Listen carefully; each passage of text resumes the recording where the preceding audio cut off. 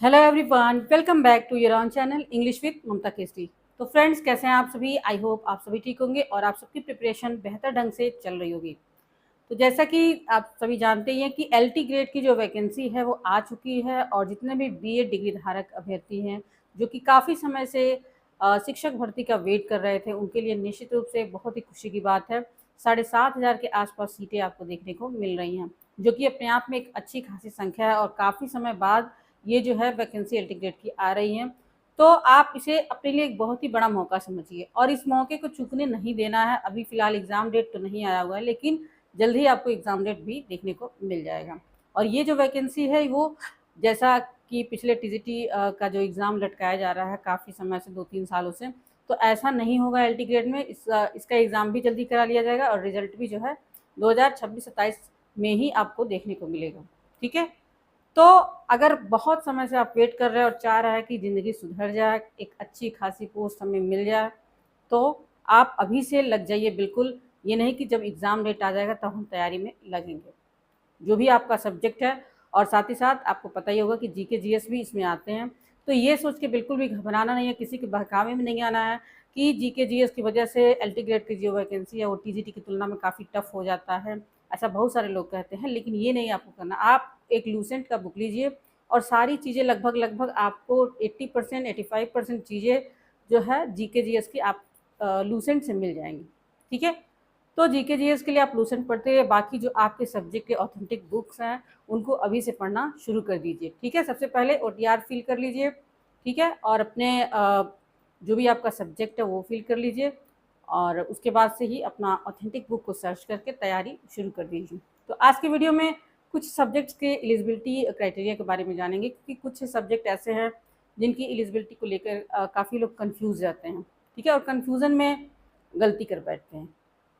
तो चलिए जानते हैं। तो सबसे पहले तो हिंदी की जान लेते हैं। यदि सहायक अध्यापक हिंदी के लिए एलटी ग्रेड में आप अप्लाई कर रहे हैं तो ग्रेजुएशन में आपका हिंदी सब्जेक्ट होना चाहिए। साथ ही साथ संस्कृत से आपको इंटरमीडिएट में भी आपका संस्कृत होना चाहिए।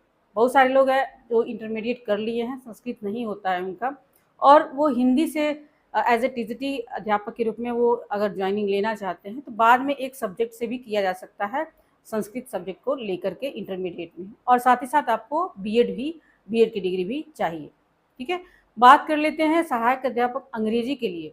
इंग्लिश के लिए अगर आप बात करें तो आपको ग्रेजुएशन में इंग्लिश लिटरेचर होना चाहिए। अंग्रेजी साहित्य से आपकी स्नातक की उपाधि होनी चाहिए, प्लस आपका बीएड भी होना चाहिए। और इंग्लिश में बहुत सारे लोग इस बात को लेकर कन्फ्यूज़न में, बहुत सारे कमेंट भी आते हैं कि बहुत सारे लोगों के मार्कशीट पे केवल इंग्लिश लिखा हुआ है, कुछ लोग के मार्कशीट पे इंग्लिश लिटरेचर लिखा हुआ है। तो जिनके मार्कशीट पे खास करके जो हमारे गोरखपुर यूनिवर्सिटी के जितने भी छात्र छात्राएं हैं उनके मार्कशीट पे अगर उन्होंने इंग्लिश लिटरेचर से भी किया है तो मार्कशीट पे केवल इंग्लिश ही लिखा हुआ है। तो ऐसा नहीं है कि वो एलिजिबिलिटी क्राइटेरिया से बाहर है, वो भी एलिजिबल हैं। ठीक है? तो इस भ्रम में आप ना रहें कि हम एलिजिबिलिटी क्राइटेरिया से बाहर हैं, बाद में कुछ प्रॉब्लम आ सकती है, ऐसा कोई दिक्कत नहीं है। ठीक है? वो भी इंग्लिश लिटरेचर ही माना जाएगा और साथ ही साथ आपको बीएड की डिग्री भी चाहिए। बात कर लेते हैं सोशल साइंस की। सहायक अध्यापक सामाजिक विज्ञान की बात कर लेते हैं। तो उसमें 4 सब्जेक्ट मैं बता रही हूँ, उन चारों में से कोई 2 सब्जेक्ट आपके ग्रेजुएशन में होने चाहिए। इतिहास, भूगोल, राजनीति विज्ञान और अर्थशास्त्र। इन चारों में से कोई 2 सब्जेक्ट का कॉम्बिनेशन अगर आपके पास ग्रेजुएशन में है, ठीक है, और साथ ही साथ आपके पास बीएड की डिग्री भी है, तो आप टीजीटी सामाजिक विषय या सोशल साइंस के लिए आप एलिजिबल हैं। बहुत सारे लोगों का कॉम्बिनेशन ग्रेजुएशन में नहीं होता है, तो वो कॉम्बिनेशन को पूरा करने के लिए बाद में एक सब्जेक्ट लेकर के भी अपना कॉम्बिनेशन जो है सब्जेक्ट का पूरा कर सकते हैं। ठीक है? तो ये हो गया सोशल साइंस। अभी एक और वैकेंसी आई है कंप्यूटर के लिए। कंप्यूटर के लिए वैकेंसी पहले नहीं आती थी, लेकिन अब आ रही हैं। तो कंप्यूटर के लिए भी ढेर सारी डिग्री दी हुई है, जैसे कि यदि आपने कंप्यूटर साइंस में बीटेक किया हुआ है तो आप एलिजिबल हैं। लेकिन बीएड की डिग्री जो है वो सब में अनिवार्य है। बीएड कोई भी ऐसी डिग्री जिसमें बीएड की डिग्री जो है अनिवार्य ना हो, सब में सारे पोस्ट के लिए बीएड की डिग्री आपको अनिवार्य है। ठीक है? तो अगर आपने बीटेक कंप्यूटर साइंस से किया है तो आप एलिजिबल है, या फिर नीट से ए लेवल की एक डिग्री होती है, वो ए लेवल का यदि आपने कोर्स किया है, उसकी डिग्री ली है, तो आप एलिजिबल हैं।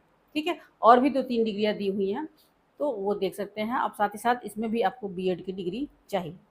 बात कर लेते हैं कला। कला, सहायक अध्यापक कला के लिए तो सहायक अध्यापक कला के लिए आपको स्नातक में कला विषय होना अनिवार्य है। जैसा कि पहले टीजीटी में होता था कि ग्रेजुएशन में आपका कोई भी सब्जेक्ट रहे, बाद में प्राविधिक कला लोग लेकर के और कर लेते थे, लेकिन उसको भी अब समाप्त कर दिया गया है टीजीटी में। और इसमें जो है ग्रेजुएशन में आपका कला विषय होना चाहिए और साथ ही साथ बीएड की डिग्री होनी चाहिए।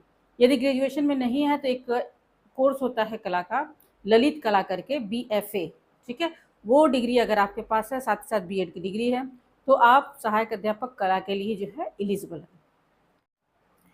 तो ये रहे कुछ सब्जेक्ट के एलिजिबिलिटी क्राइटेरिया जिनको अक्सर अभ्यर्थी लेकर के कन्फ्यूज़न में रहते हैं, परेशान होते हैं, ठीक है।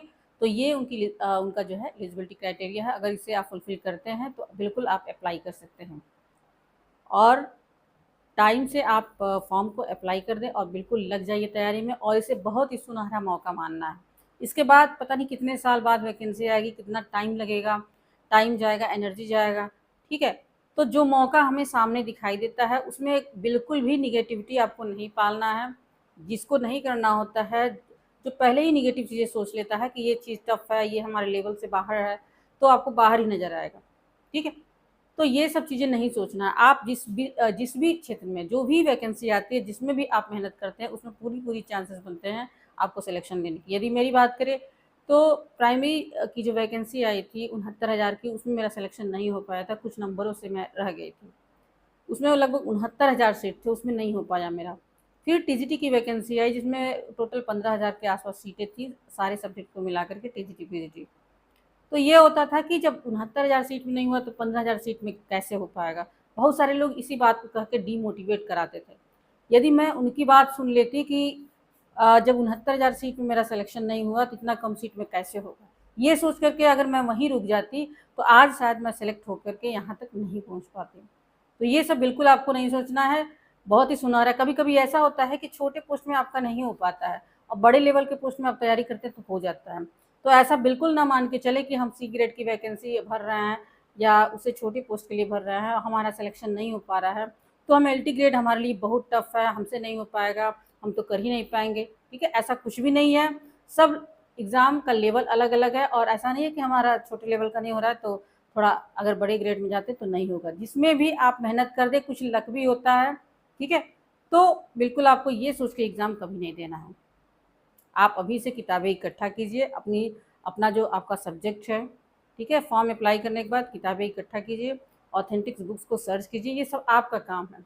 बहुत सारे लोग क्या करते हैं, जैसे ही एग्ज़ाम आया फॉर्म फिलअप कर दिए, उसके बाद कोचिंग खोजने लगते हैं कि कौन सा कोचिंग हमारे लिए बेस्ट है, कौन सा कोचिंग बेस्ट है। कोई बता दिया कि फला कोचिंग बेस्ट है, उसको ज्वाइन कर लिए, उसके बाद वो बिल्कुल निश्चिंत हो जाते हैं क्योंकि कोचिंग वाले ही इतना बोल देते हैं कि हमारा मटेरियल पढ़ लीजिए, आपको कहीं बाहर से कुछ पढ़ने की ज़रूरत नहीं है। इतना ओवर कॉन्फिडेंस में बोलते हैं कि बच्चे भी आश्वस्त हो जाते हैं कि हाँ, हमें कहीं और बाहर से कुछ भी पढ़ने की आवश्यकता नहीं है।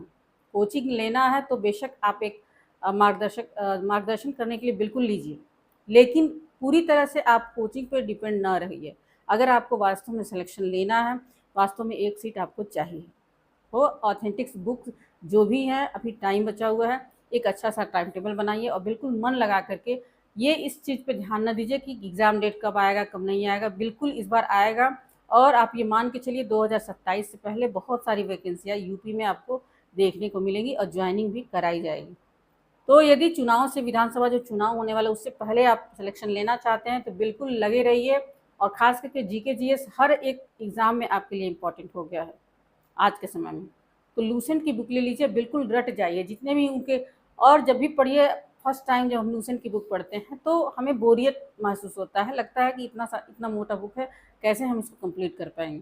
तो आपको पूरा नहीं पढ़ना, जब भी पढ़ने बैठिए एक पेंसिल लेकर के बैठिए, जो भी इंपॉर्टेंट चीज़ें लगें किसी भी लाइन बाय लाइन आप पढ़ते जाइए, जो इंपॉर्टेंट चीज़ लगे उसको अंडरलाइन करते जाइए, ताकि आप जब दोबारा रिवाइज़ करेंगे तो आप जो अंडरलाइन चीज़ें हैं उन पर आपका ध्यान जाएगा और वो चीज़ें बार-बार जब आप रिकॉल करते हैं तो वो चीज़ें बिल्कुल आपके दिमाग में बैठ जाती हैं। तो बहुत ज़्यादा हुआ नहीं बनाना है कि जीके जीएस है, हमारे सब्जेक्ट से हट करके है तो ये चीज़ हमारे लिए टफ है, हम नहीं कर पाएंगे। माइनस मार्किंग भी साथ में है। अभी देख रहे हैं आप, एज का बाउंडेशन भी लगा दिया गया है, लगभग 40 साल दिया गया है, ठीक है। तो जैसे जैसे हमारा उम्र भी बीतते जा रहा है, जैसे समय बीत रहा है, तो इसके बाद पता नहीं कितने साल बाद वैकेंसी आएगी और बहुत सारे ऐसे लोग हैं जो कि 38 के हो गए हैं, 39 के हो गए हैं, तो उनका भी समय चला जाएगा। तो ये जो मौका मिला है इसको बिल्कुल आप प्रण कर लीजिए, प्रतिज्ञा कर लीजिए कि अपने हाथ से निकलने नहीं देना है। ठीक है, बहुत सारा वैसे भी टीचर्स की वैकेंसी कम ही आ रही है, तो जो मौका मिला है उसे हाथ से नहीं निकलने देना है। अभी से लग जाइए। फॉर्म अप्लाई करने के बाद जो आपके सब्जेक्ट की ऑथेंटिक बुक्स हैं, कोचिंग लेना है तो ले सकते हैं, लेकिन जो बुक्स हैं वो ज़रूर आपको मस्ट पढ़ना चाहिए। ठीक है, तो आज के वीडियो का मकसद यही है। और कुछ डाउट्स हैं किसी चीज़ को लेकर के, एलटी ग्रेड की वैकेंसी को लेकर के, या कोई भी चीज़ पूछना चाहते हैं तो कमेंट के माध्यम से पूछ सकते हैं। तो फिर मिलते हैं नेक्स्ट वीडियो में, तब तक के लिए थैंक्स फॉर वॉचिंग।